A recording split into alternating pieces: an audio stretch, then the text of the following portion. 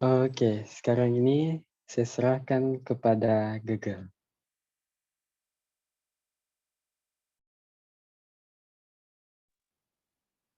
Oke, hello semua dan selamat datang ke Bible Study dulu.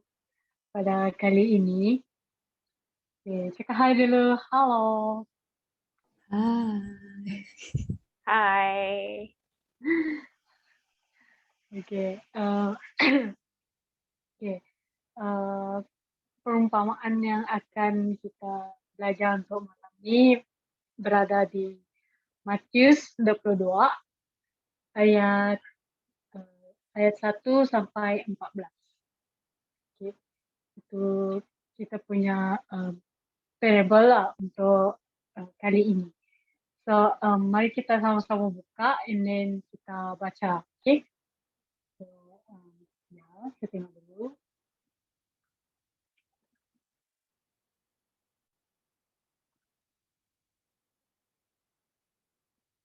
Okay, saya nak semua baca lah, okay? Seorang baca dua verse lah, dan nanti ada seorang akan baca 3 verse lah. Yang last tu akan baca 3 verse lah, okay? So, boleh saya start dengan Yaya lah.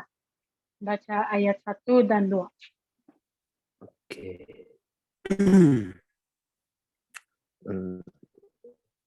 Lalu Yesus berbicara pula dalam perumpamaan kepada mereka. Hal kerajaan surga seumpama seorang raja yang mengadakan perjamuan kawin untuk anaknya. Ia menyuruh ayat 3 pembacakah? Sampai 2 aja. Okey. Okey, Listi teruskan 3 dan 4. Ayat 3, and sent out his servants to call those who were invited to the wedding, and they were not willing to come. Ayat 4, again, he sent out other servants, saying, tell those who are invited, see, I have prepared my dinner, my oxen and fatted cattle are killed, and all things are ready. Come to the wedding. Okey, James ayat 5 dan 6. Okey, ayat 5. Tetapi orang-orang yang diundang itu tidak mengindahkannya. Ada yang pergi ke ladangnya, ada yang pergi mengurus usahanya, dan yang lain menangkap hamba-hambanya itu, menyiksanya dan membunuhnya. Okey, Remy sambung. Okay, ayat 7. But when the king heard about it, he was furious, and he sent out his armies, destroyed those murderers, and burned up their city. 8. Then he said to his servants, the wedding is ready, but those who were invited were not worthy. Okey, Ben sambung. Sebab itu, pergilah ke persimpangan-persimpangan jalan dan undanglah setiap orang yang kamu jumpai di sana ke perjamuan kawin itu. 10. Maka pergilah hamba-hamba itu dan mereka mengumpulkan semua orang yang dijumpainya di jalan-jalan, orang-orang jahat dan orang-orang baik, sehingga penuhlah ruangan perjamuan kawin itu dengan tamu. Okey, Krista sambung ayat 11 dan 12. Okey, ayat 11. Ketika raja itu masuk untuk bertemu dengan tamu-tamu itu, ia melihat seorang yang tidak berpakaian pesta. Ayat ke-12, ia berkata kepadanya, hai saudara, bagaimana engkau masuk kemari dengan tidak mengenakan pakaian pesta? Tetapi orang itu diam saja. Okey,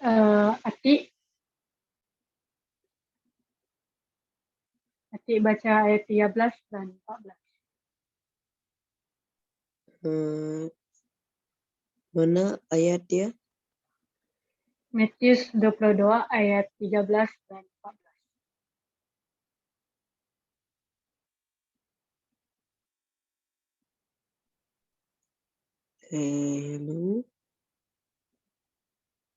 Hello. Dapat Ayat dengar? 13 dan 14. Hah? Ayat 13 dan 14.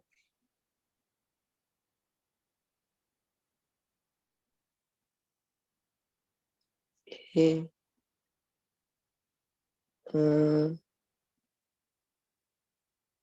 Di Matthew apa tadi? Matius 22 ayat 13 dan 14.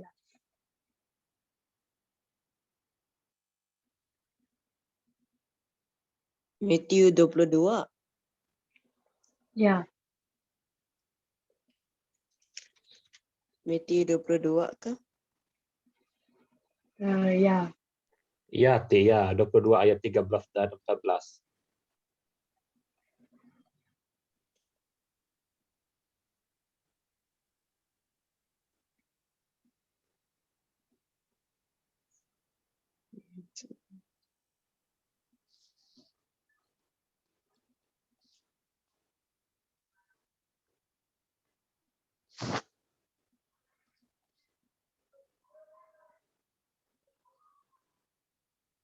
Oke, Atik boleh baca? Okay. Matthew 22, 13 hingga 14. Lalu kata raja itu kepada hamba-hambanya, ikatlah kaki dan tangannya dan campakkanlah orang itu ke dalam kegelapan yang paling gelap. Di sanalah akan terdapat ratap dan kertak gigi. Sebab banyak yang dipanggil, tetapi sedikit yang dipilih. Oke, thank you semua atas bacaan itu tadi. Oke, kita tengok dalam parable ni dalam satu setting lah, setting wedding ataupun perkahwinan. Oke, di mana raja certain king arrange marriage untuk dia punya anak. Oke, di mana dia memanggil orang untuk dia menjemput orang untuk pergi ke wedding tersebut, and then diorang tidak macam bukan tidak mengendahkan lah, dia macam tidak betul-betul ambil peduli, macam dia make light of it lah atas wedding tu. So dalam cerita ni dia ada 3 calling lah, ataupun di mana orang mereka tu invite orang lah, calling lah, something yang kita dapat tengok lah. Kan ini parable kan, perumpamaan. So kita akan tengok lah apa this thing represent and how dia relate kepada kita sekarang ni lah. Okay. First off, kita tengok di ayat di ayat 2 dan 3. Dia beritahu king to arrange marriage, and dia send out dia punya servant untuk invite orang pergi wedding tu. Tetapi di ayat 3 tu dia beritahu and they were not willing to come. Okay, di first ni yang kena invite tu ialah orang Jews lah, ataupun the chosen people masa in the beginning lah, I mean not in the beginning lah, tapi first early age lah, di mana diorang di mana Tuhan memilih diorang untuk menjadi they are the chosen people lah. Tetapi mereka tidak mau tidak ingin menjawab calling tersebut, which is di mana diorang tidak not willing to come kepada perkahwinan tersebut lah.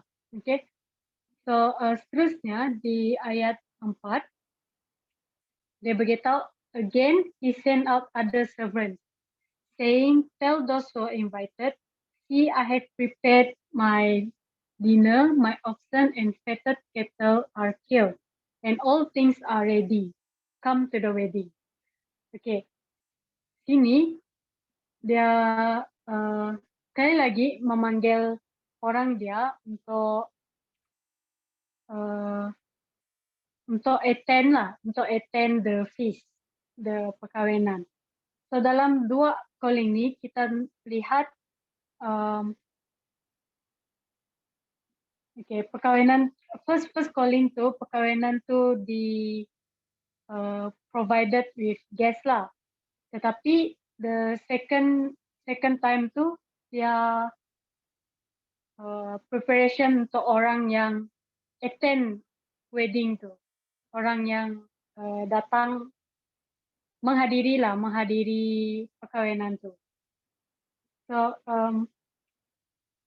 first calling tu ialah orang yang who've been invited ataupun the calling tersebut been given by Jesus Christ punya disciple masa diorang ada di dunia inilah, di mana diorang memanggil umat Yesus, umat Tuhan untuk repent, untuk berbalik ke jalan yang betul and menerima Yesus pada waktu itu. And then the second one ialah orang yang they attend wedding tu tetapi dia orang tidak ikhlas lah untuk attend wedding tu. Di mana di ayat 5 dia cakap, but they made light of it and went their ways. Okay, one to his own farm, another to his business. Di sini, okay, raja ni dia telah membuat preparation lah, I mean wedding lah untuk dia punya anak. Tetapi bila dia menjemput orang untuk attend wedding tersebut, mereka tidak honor the king lah, di mana dia orang macam not take light of it lah. Itu yang dalam Alkitab katakan. Okay, kita okay. Di mana di sini start di ayat 6 dan 7 dia itulah the king furious lah. The king tidak, bila raja tu dapat tahu yang orang dia yang datang tu tidak ikhlas ataupun tidak not really honor dia send out his army untuk destroy mereka. Okay. Okay, dan teruskan lagi di ayat 8 dia beritahu servant dia, the wedding is ready, meaning preparation tu sudah siap lah, but those who were invited were not ready. So continue lagi di ayat 9, therefore go into the highways and as many as you find invite to the wedding. Okay. The third calling ni ialah represent the giving of the gospel ataupun the call of mercy lah to the Gentiles masa ini. So sesiapa yang accept invitation tu dia tak semua yang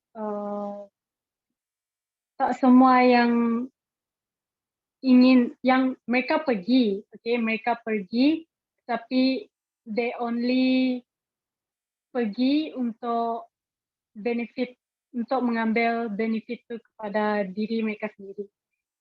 So di mana dalam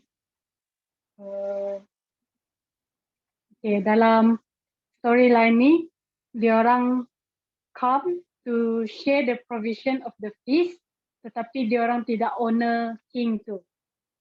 Okay. di mana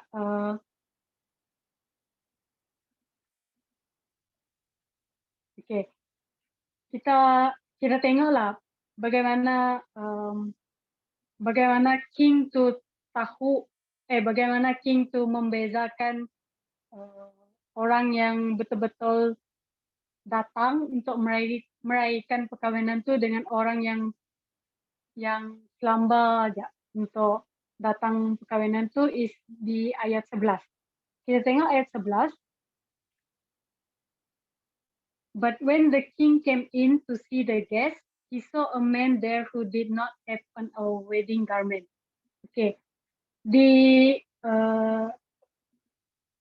Saya bacalah di satu buku, dia beritahu lah, okay, wedding garment ni ialah represent the character di mana which all must possess untuk fulfill the requirement lah, something like that, untuk wedding tu. Okay, itu yang wedding garment ni represent. So bila raja ni lihat ada orang yang tidak mempunyai pakaian tersebut, dia tanya, okay, dia tanya, itu dia 12, friend, how did you come in here without a wedding garment? Okay, itu yang dia tanya orang tu. Tetapi bila orang tu ditanya, dia speechless. Dia tidak expect dia punya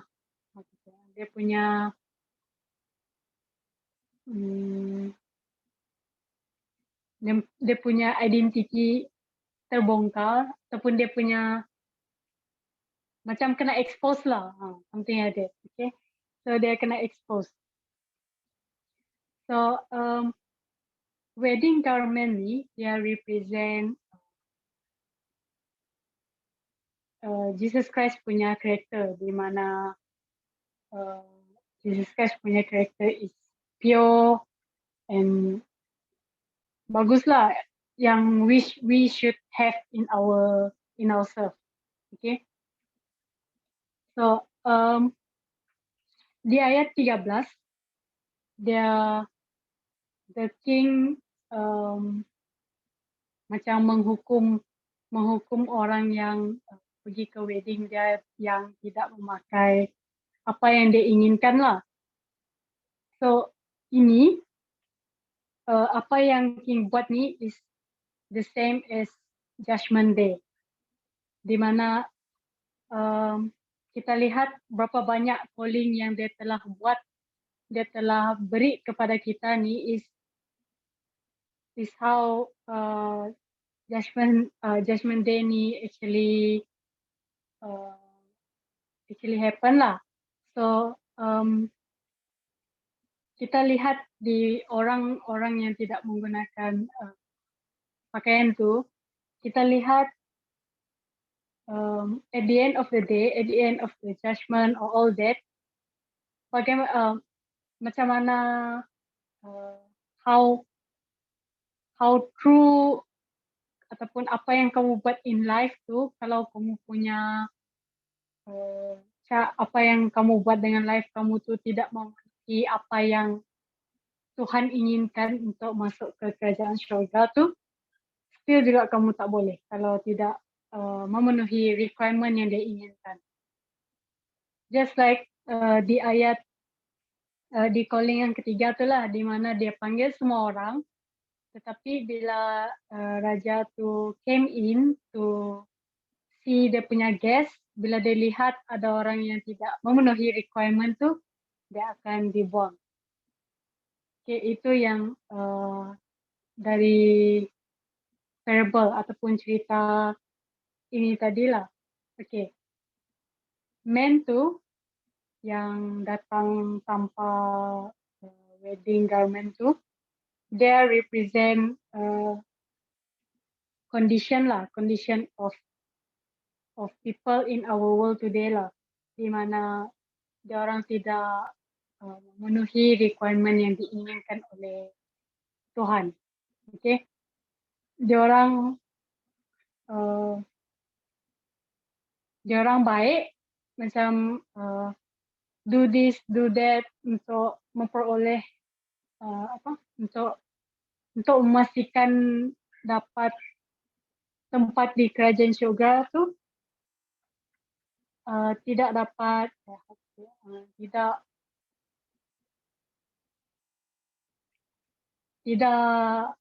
still tidak boleh fulfill God's requirement lah, okay?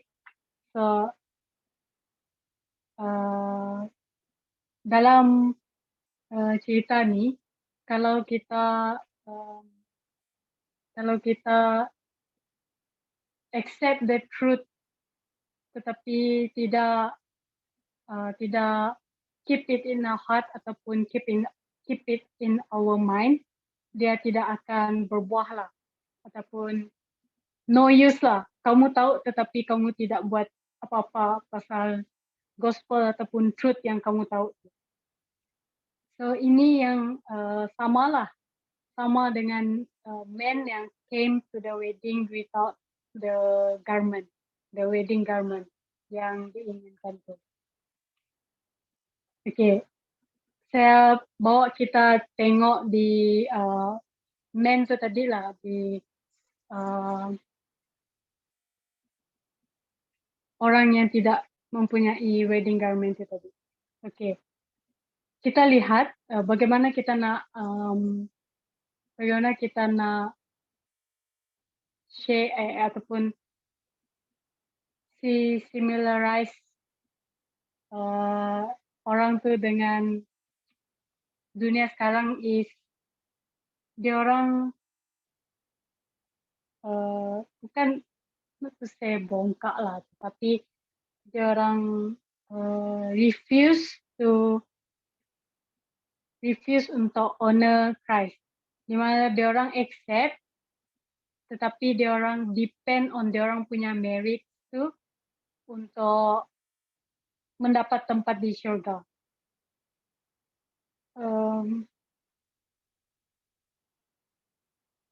Kalau kita represent Tuhan, represent Jesus Christ in this world, is already enough.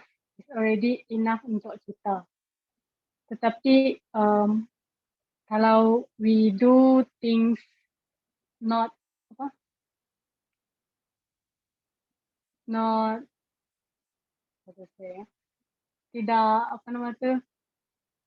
tidak sampai lah ataupun requirement yang Tuhan inginkan tu, kita still tak dapat masuk di kerajaan syurga. Just like how diorang ni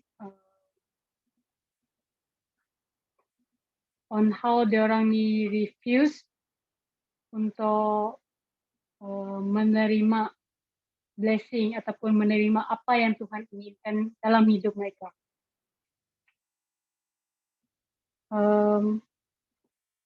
Bagi mereka yang reject the gift of Christ's righteousness, dia orang reject being called God's son and daughter lah. Di mana macam kita sekarang ni lah, kita tak tahu pun kita akan masuk ke syurga ataupun tidak.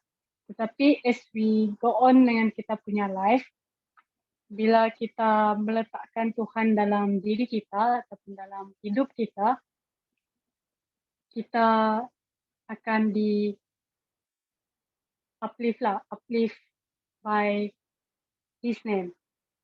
So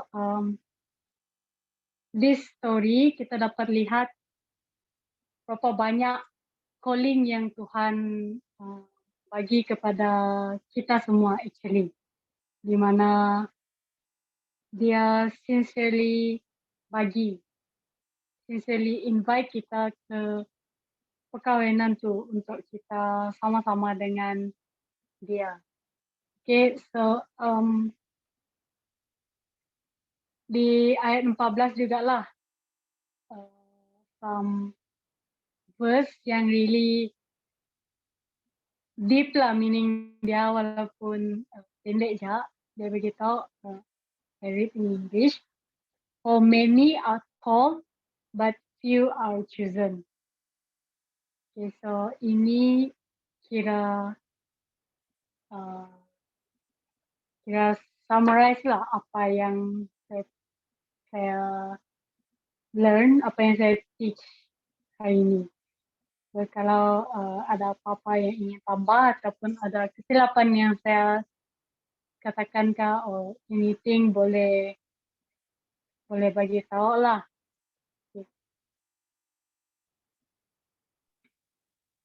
Oke, thank you Gege atas mengungsikan ataupun mengajar kita tentang parable di Matthew 22 ini ya. Thank you Gege, amin. Dan untuk mengetahui semua, parable ini berkaitan dengan nubuatan 70 minggu ya. Dan sebelum saya buka soalan ataupun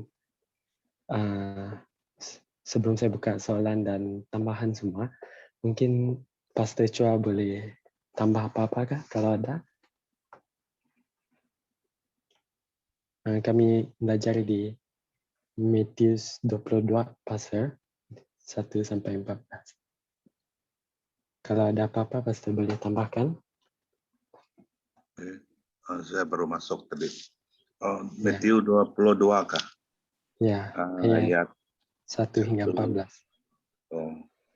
Oh, ini tentang apa ini perumpamaan, Ya. parable of the wedding feast. Di sini Yesus dia gunakan perumpamaan lah untuk apa itu memanggil orang kepada kerajaan dia. Jadi kita tahu wedding ini adalah satu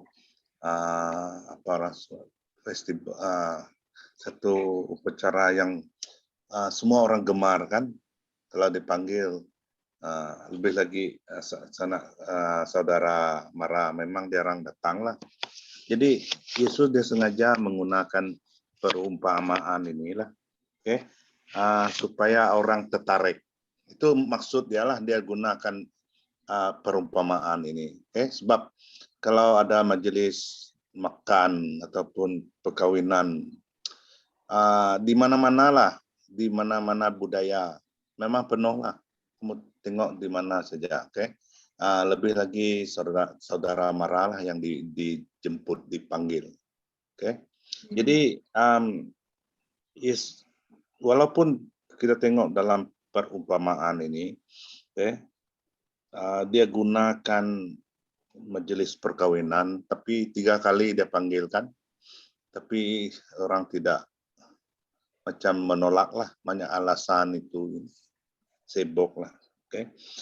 Jadi kalau kita tengok budaya dulu ya, budaya orang Yahudi dulu, kalau dia orang panggil orang apa itu majelis perkawinan, dia ada 2 kali apa orang cakap seruan lah, Iban cakap, ataupun surat, surat pertama dia beritahu sekian hari bulan ada perkawinan lah antara siapa-siapa, dia akan beri satu. Ya, sudah itu hampir pada masa perkawinan itu dia akan hantar satu lagi surat, surat supaya suruh mereka bersedialah, bersedia untuk menghadiri apa itu majelis perkawinan itu. Jadi ada dua kali, kalau ikut budaya orang Yahudi dulu, macam kita di sini kita kirim sekali saja pakai kad kan. Tapi mengikut budaya orang Yahudi 2 kali. Yang kedua itu untuk memperingatkan mereka lah, supaya mereka bersedia untuk menghadiri majelis itulah. Itu apa itu budaya mereka. Nah, dalam cerita ini, dalam perumpamaan ini saya tengok macam 3 kali, dia panggil orang datang, tapi yang ketiga itu memang banyak alasan lah. Jadi kita harus tahu ini satu perumpamaan, perumpamaan macam mana Tuhan Yesus, ataupun Injil ini harus dikabarkan kepada orang supaya orang tertarik. Seperti orang datang banyak-banyak untuk menghadiri majelis makan lah. Itu tujuan orang datang sebenarnya lah, mau makan lah. Oke, tetamu. Okay. Tapi mengikut perumpamaan ini tidak banyak orang datang.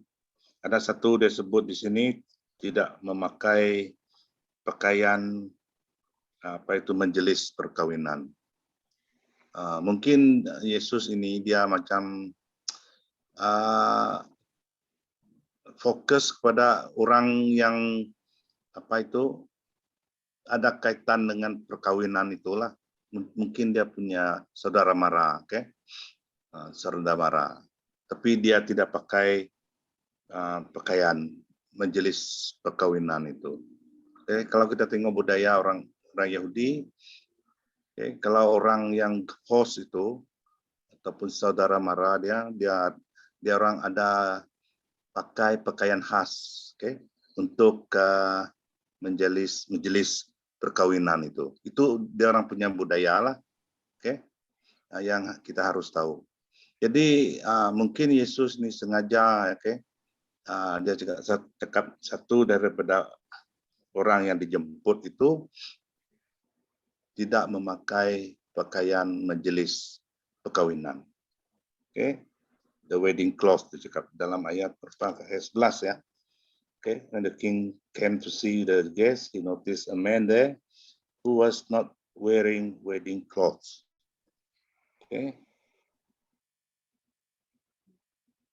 Jadi apakah maksud wedding cloth ini? Sebab ini banyak perkataan tersurat, ataupun imagery yang kita simbol dia lah, macam apa tadi? Kirian cakap tadi, What is the symbol of macam yang paling penting ialah the banquet lah, the wedding feast itu. Kita harus tahu dulu itu, macam mana Tuhan memanggil orang masuk kepada kerajaan surga. Tapi dia gunakan wedding feast lah supaya orang tertarik. Tapi malangnya orang tidak tertarik juga, walaupun makan. Ini menunjukkan kita manusia ini memang susah lah, mau menerima kebenaran ini. Jadi pakaian perkawinan itu boleh kita sebut the cloth of righteousness lah. Ada keringan sebut tadi kan. Sebab dia tidak memakai the cloth of righteousness, tidak ada kebenaran. Mungkin dia datang hanya tidak tidak menerima lah sebenarnya. Itulah tidak menerima kebenaran. Itu maksud Yesus lah. Walaupun dia datang tapi dia dengar, tapi dia tidak menerima. Jadi itulah dimaksudkan dia tidak menggunakan the cloth of wedding cloth di sini lah. Jadi akhirnya dia tidak diterima lah, tidak selamat lah. Tapi Yesus dia spesifik satu orang sajalah. Tapi sebenarnya semua orang yang tidak menerima kebenaran ini, Injil ini akan itulah binasa lah, tidak selamat nanti. Sebab kalau kita tengok ke population dunia ini, hampir belumlah sampai 8 billion. Tapi berapa saja orang Kristen? Sangat kecil dia punya percentage.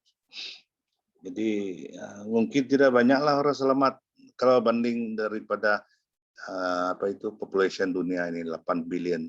Mungkin saya tidak tahu lawan third. Kita tidak dapat. Itulah hanya Tuhan saja tahu. Tapi di sini gambaran dia ialah tidak banyak orang selamat nanti. Sebab ini adalah satu gambaran kepada kita bahwa banyak orang menolak Yesus, menolak kebenaran ini. Sebab kita manusia sendirilah menjadi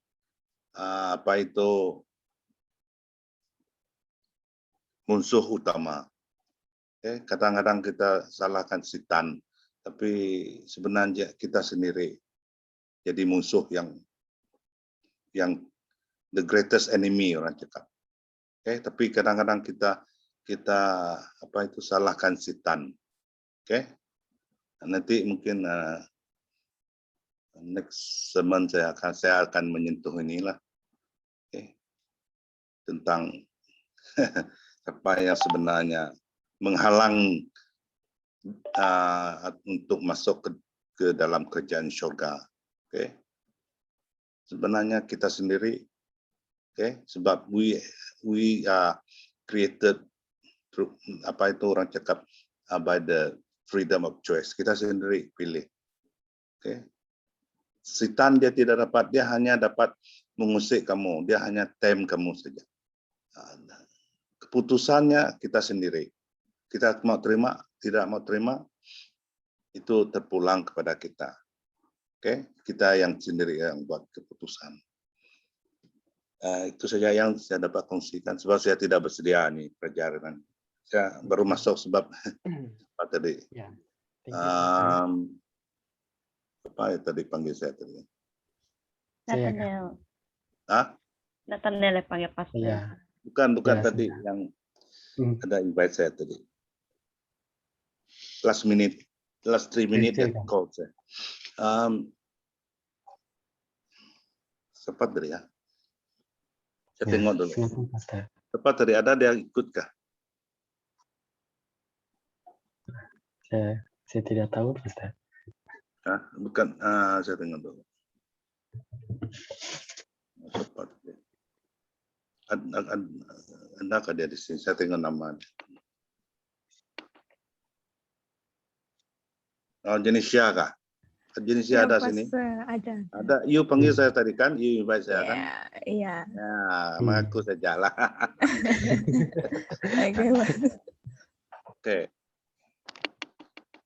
Oke, itulah yang saya dapat kongsikan lah.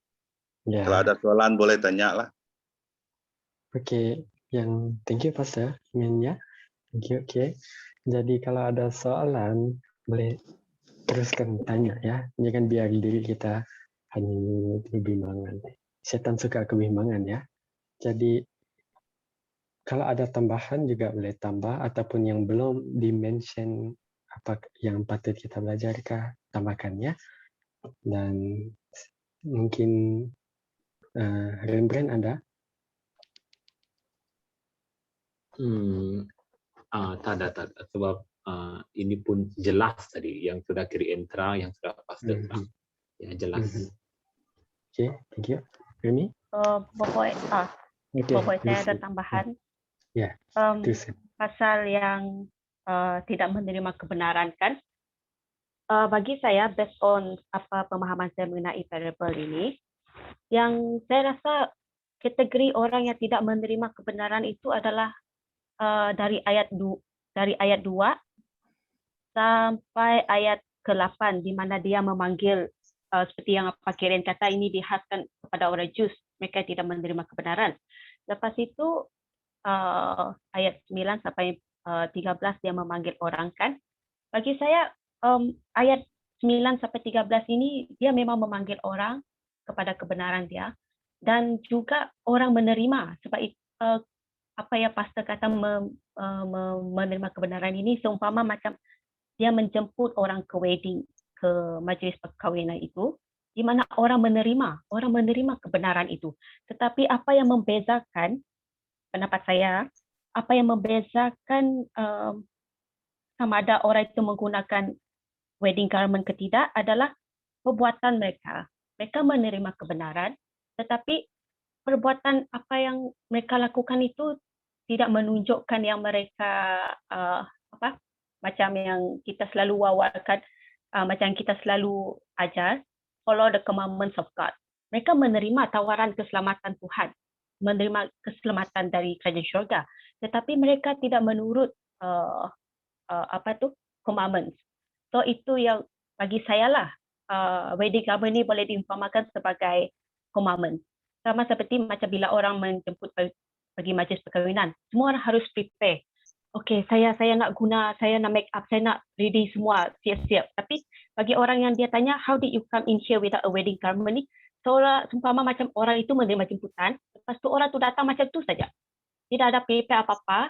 So lepas tu bila kita compare dengan kehidupan kita dunia sekarang ini, ramai di antara kita Kristian ini dia mengaku mereka menerima kebenaran Yesus, tetapi apa yang membezakan, especially apa yang membezakan kita Adventist dengan orang-orang di luar sana adalah adakah kita menuruti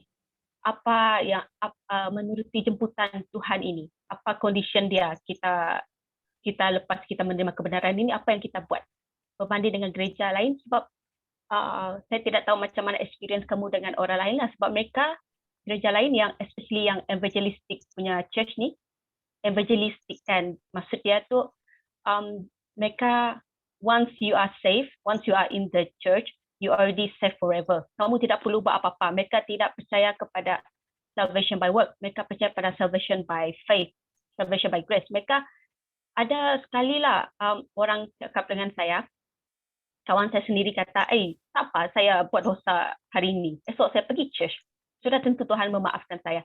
So itu boleh diumpamakan seperti orang yang datang kepada majlis perkahwinan ini tanpa mengenakan apa-apa wedding garment, tanpa mengenakan apa-apa persiapan untuk datang ke majlis perkahwinan. So kita harus berjaga-jagalah apabila kita menerima jemputan dari Yesus ini.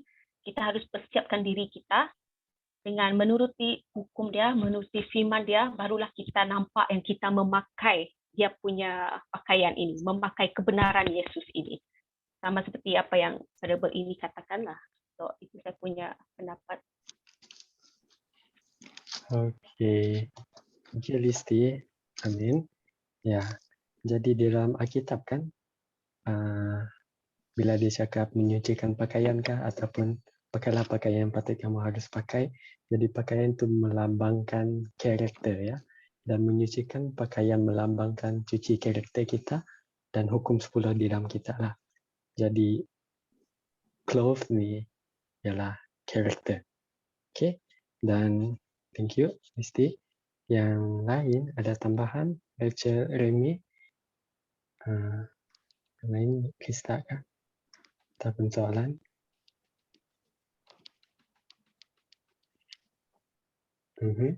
Indonesia kah?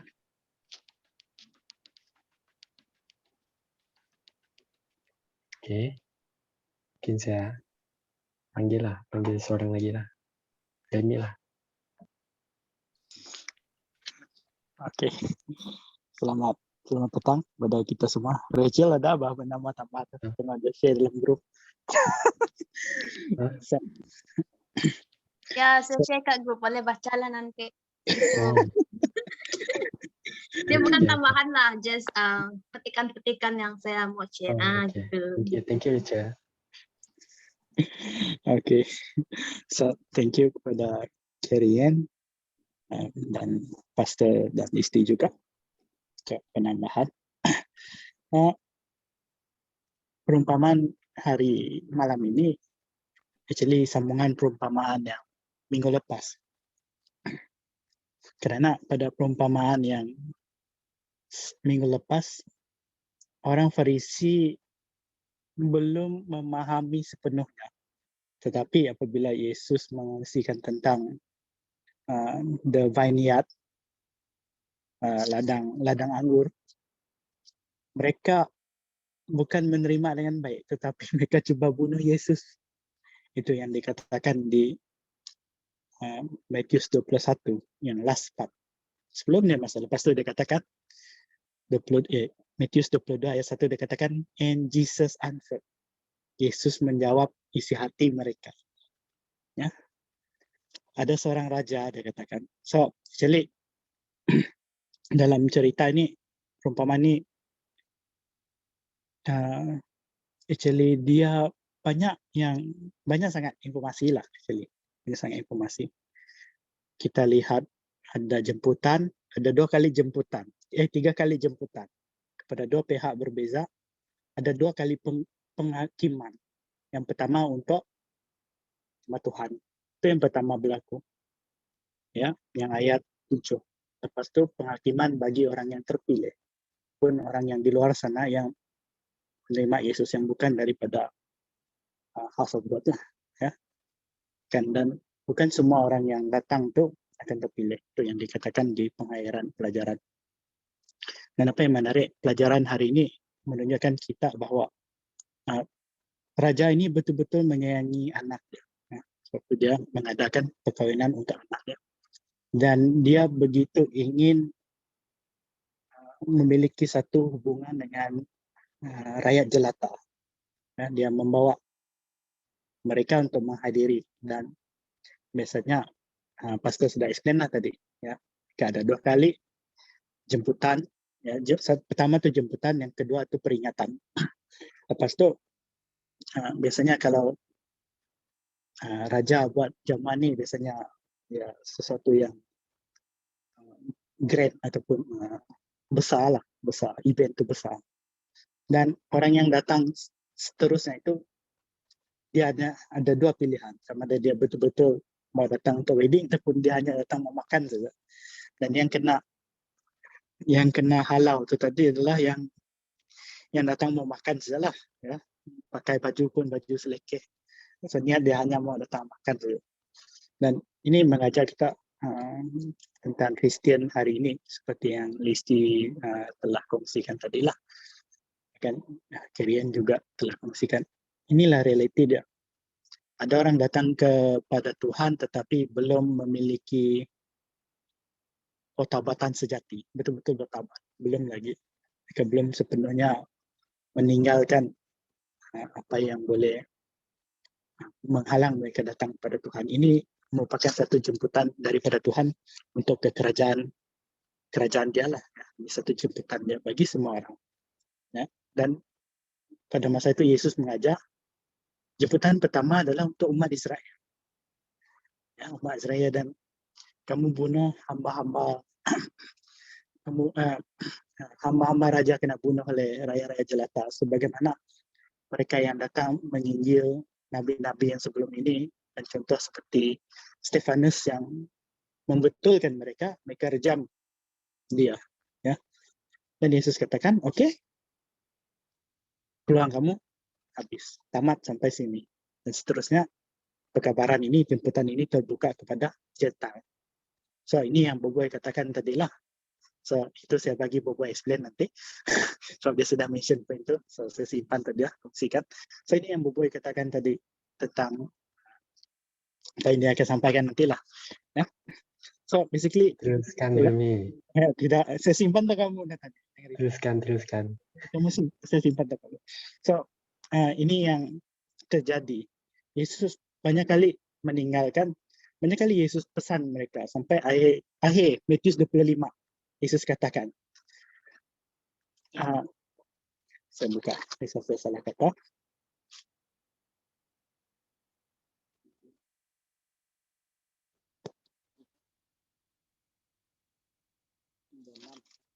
Tengok dulu.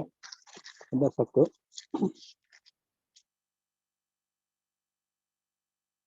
Saya lupa mana ayat dia. Nanti saya cek. Tapi dia katakan bahwa Tuhanmu telah meninggalkan Yerusalem. Itu dia katakan. So Tuhan Yesus merujukkan kepada sekarang ni dia tidak eksklusif lagi untuk umat Israel. Ya, sekarang kalau yang join pelajaran dewasa, inilah perjanjian baru. Ya, perjanjian baru tu perjanjian Abraham yang diperbaharui, di mana perjanjian Abraham pada suatu ketika dahulu eksklusif untuk Israel. Sekarang ni dia bukan untuk orang Israel saja. Dia terbuka kepada Israel dan Yehuda, ya. Yehuda itu yang dikatakan oleh Jeremia, ya. Jeremia. So di sini kita boleh tahu Yesus mengingat mereka sebelum sampai waktunya nanti terlambat untuk kamu semua lah. So itu Alkitab katakan bahwa penghakiman akan bermula di rumah Tuhan. Ya, pintu kasihan pertama akan tertutup untuk umat Tuhan dulu, terlebih dahulu. Ya, so ini satu peringatan lah perumpamaan ini, dan bagaimanakah kita, walaupun kita terpilih, tapi sekiranya kita tidak mengenakan pakaian yang betul pada waktu perkawinan itu, ataupun pada waktu kedatangan Yesus itu, pun kita tidak akan diterima, malah kita diusir. So ini satu perumpamaan sebagai satu peringatan bagi kita lah.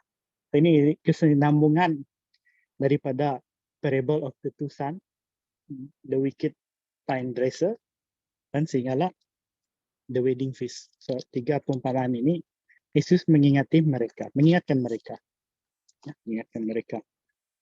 Itu saja dari saya. Nah, ya, selebihnya nak kami kongsikan. Silakan. Oke, saya tidak apa nak dikongsikan. Remy sudah bagi semua ya. Oke.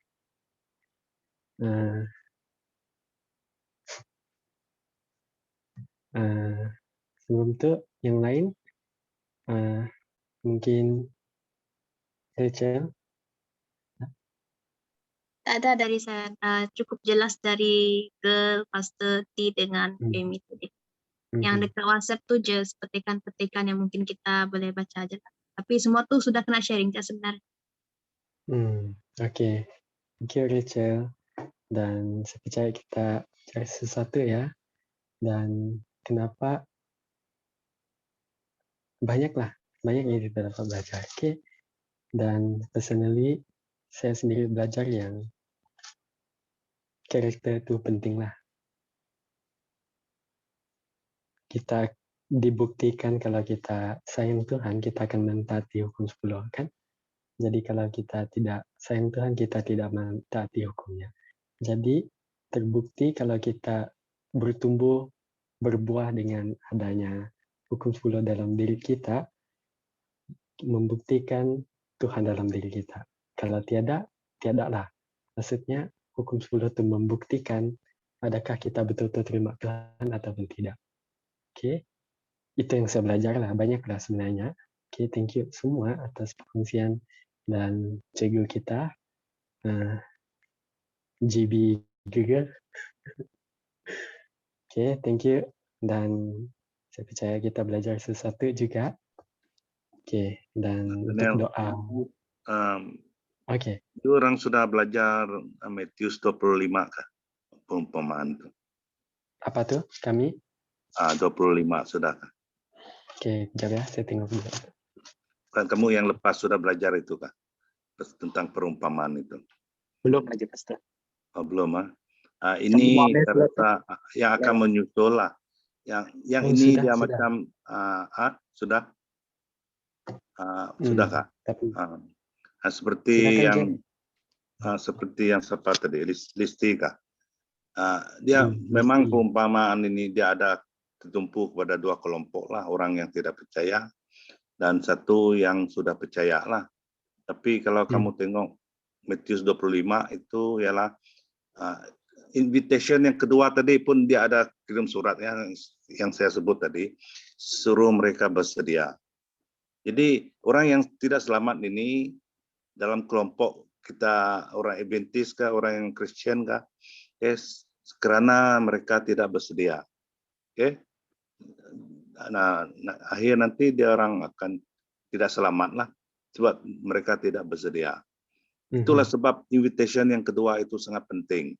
Dia paralel dengan hukum yang terakhir nanti ya, judgment itu. Kalau banyak orang yang tidak bersedia nanti akan tinggal lah, tidak selamat lah, macam itulah. Itu maksud dia yang itu tadi. Oke. Satu daripada maksudnya lah orang yang tidak bersedia. Kalau kamu belajar Matius 25 itu dia lebih terang nanti. Oke. Ada 10 apa itu? Yang 10 virgin itu, oke. 25 perumpamaan tentang 10 orang gadis itu. Kalau kamu sudah belajar sana nanti dia lebih jelas lagi lah. Oke. Oke, ya, betul. Thank you, Pastor. Ya, sudah. Ya, betul. Benar. Oke. Thank you atas perkongsian semua dan input-inputnya, oke? Dan pada malam ini kita telah selesai parable maksud saya parable di 22 nih ya. 22 ayat 1 hingga 14 yang dikongsikan oleh Gege. Dan bagi penutup, doa penutup kita, saya minta sekali lagi Gege untuk berdoa untuk kita. Oke, mari kita berdoa dan pimpin kita berdoa. Ya Lord, pada malam ini, thank you for this wonderful opportunity and time that you are giving to us, that we are able to listen to your word, to open the Bible, and to understand what you want us to know. Dear Lord, I pray that this lesson will give us something to ponder so that we can change our character more to what you want us to. And Lord, I pray that throughout our life, throughout our day, we're able to come to you and to seek your forgiveness, and as well to have the heart to change whatever that is needed in our life. Lord. I pray that this night we're able to sleep well and have a good night rest. I pray that we're able to share about this parable to others. Lord, I pray that each one of us will be blessed throughout our new week, and that we can glorify your name today. Thank you, Lord, for hearing my prayer. I pray that you forgive our sin as well, and I pray that you will give us the courage to forgive others as well. In all of this, in Jesus' name, I pray. Amen.